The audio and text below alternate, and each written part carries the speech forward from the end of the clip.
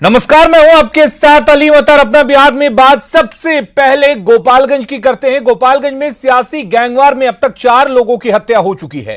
कुचायकोट के जेडीयू विधायक अमरेंद्र पांडे और पप्पू पांडे को पुलिस तलाश रही है। उनके भाई और भतीजे को जेल भेजा जा चुका है।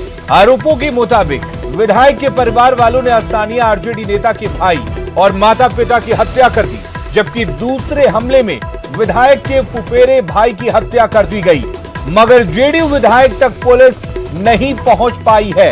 न्यूज 18 बिहार झारखंड के गोपालगंज संवाददाता मुकेश कुमार ने जेडीयू विधायक पप्पू पांडे से बातचीत की। इस दौरान उन्होंने तेजस्वी यादव को भी चुनौती दी।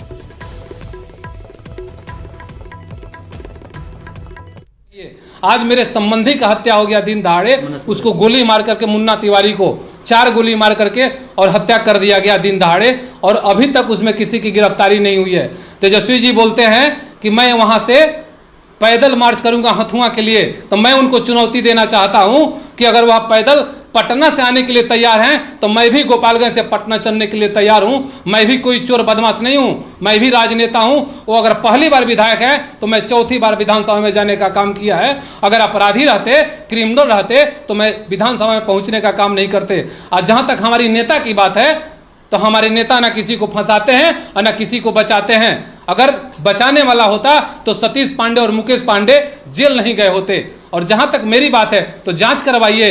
अगर मैं दोषी अगर उसमें निकलता हूं तो मुझे जेल नहीं, मुझे फांसी दी जाए, मुझे मंजूर है। लेकिन मेरे भाई और मेरे भतीजा बटेश्वर पांडे सबको गलत फंसाया गया है। ऐसा कोई साजिश नहीं है हम लोग का, न हम लोग का कोई मानसिकता है, न कोई सोच है कि हम लोग किसी के साथ ऐसा करें। मैं पहली बार आज मीडिया का सामने आकर के मैं यह कह रहा हूं कि जो भी हुआ है सरासर गलत हुआ है। मेरे भाई के ऊपर, मेरे भतीजे के ऊपर जो एफआईआर हुआ है, मुझे जो कहा जा रहा है यह फाइनली गलत है। और जहां तक तेजस्वी जी की बात है तो तेजस्वी जी पहले अपने बारे में देखें ना।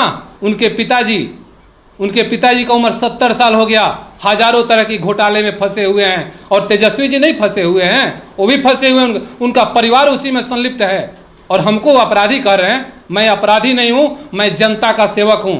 मैं जनता का सेवा की भावना से राजनीति नहीं करता हूं, मैं जनता का सेवा की भावना से मैं वहां की राजनीति करता हूं और वहां के लोगों के साथ हूं। सर, 2 दिनों में जो 4 हत्याएं हुई, इसके पीछे किसका षड्यंत्र हो सकता है? अब हम क्या बता सकते हैं, बताइए। जांच का विषय है। ये तो जांच का विषय है। शंभू मिश्रा का हत्या हो, उसमें 6 आदमी नेम्ड एफआईआर हैं, अभी तक उसमें किसी की गिरफ्तारी नहीं हुई। ये जो रूपंचक जो गाँव है जहां मालिक की हत्या हुआ, मेरे भाई का नाम पड़ा, उनको जेल दिया गया, मुझे कोई दिक्कत नहीं है। वो जांच होगा, सीसीटीवी फुटेज निकलवाइए।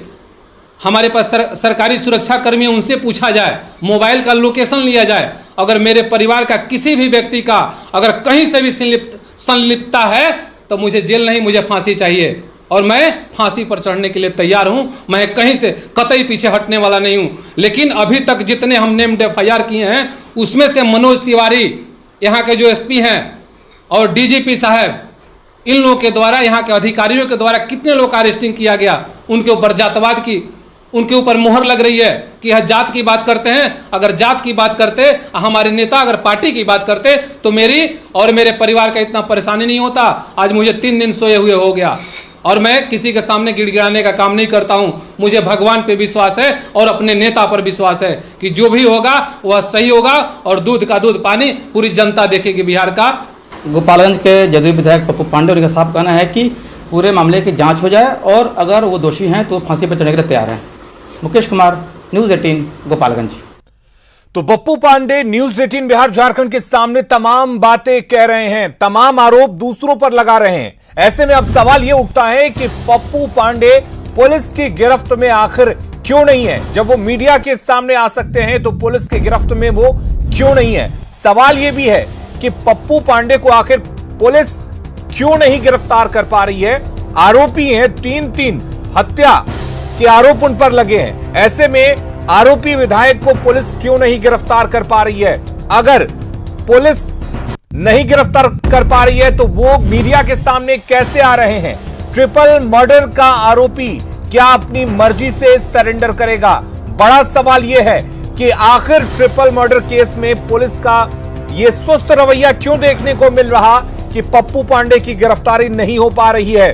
मीडिया से बातचीत कर सकते हैं पप्पू पांडे, लेकिन आखिर वो पुलिस के गिरफ्त से क्यों बाहर हैं? जब न्यूज 18 के संवाददाता उन तक पहुंच सकते हैं तो आखिर पुलिस क्यों नहीं पहुंच पा रही है? क्या पुलिस पर किसी तरह का दबाव है? लेकिन इन सब के बीच बड़ा सवाल यह है कि आखिर कब गिरफ्तारी होगी आरोपी विधायक की?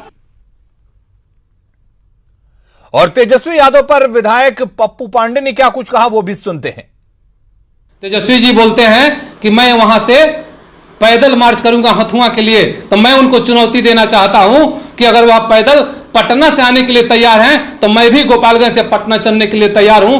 मैं भी कोई चोर बदमाश नहीं हूं, मैं भी राजनेता हूं। वो अगर पहली बार विधायक है तो मैं चौथी बार विधानसभा में जाने का काम किया है। अगर अपराधी रहते, क्रिमिनल रहते तो मैं विधानसभा में पहुंचने का काम नहीं करते। और जहां तक हमारी नेता की बात है तो हमारे नेता ना किसी को फंसाते हैं और ना किसी को बचाते हैं। अगर बचाने वाला होता तो सतीश पांडे और मुकेश पांडे जेल नहीं गए होते। और जहां तक मेरी बात है तो जांच करवाइए, अगर मैं दोषी अगर उसमें निकलता हूं तो मुझे जेल नहीं, मुझे फांसी दी जाए, मुझे मंजूर है। लेकिन मेरे भाई और मेरे भतीजा बटेश्वर पांडे सबको गलत फंसाया गया है। ऐसा कोई साजिश नहीं है हम लोग का, और हम लोग का कोई मानसिकता है ना कोई सोच है कि हम लोग किसी के साथ ऐसा करें। मैं पहली बार आज मीडिया का सामने आकर के मैं यह कह रहा हूं कि जो भी हुआ है सरासर गलत हुआ है। मेरे भाई के ऊपर, मेरे भतीजे के ऊपर जो एफआईआर हुआ है, मुझे जो कहा जा रहा है यह फाइनली गलत है। और जहां तक तेजस्वी जी की बात है तो तेजस्वी जी पहले अपने बारे में देखें ना। उनके पिताजी का उम्र 70 साल हो गया, हजारों तरह की घोटाले में फंसे हुए हैं। और तेजस्वी जी नहीं फंसे हुए हैं, वो भी फंसे हुए हैं, उनका परिवार उसी में संलिप्त है। और हमको अपराधी कह रहे हैं। मैं अपराधी नहीं हूं, मैं जनता का सेवक हूं। मैं जनता का सेवा की भावना से राजनीति नहीं करता हूं, मैं जनता का सेवा की भावना से मैं वहां की राजनीति करता हूं।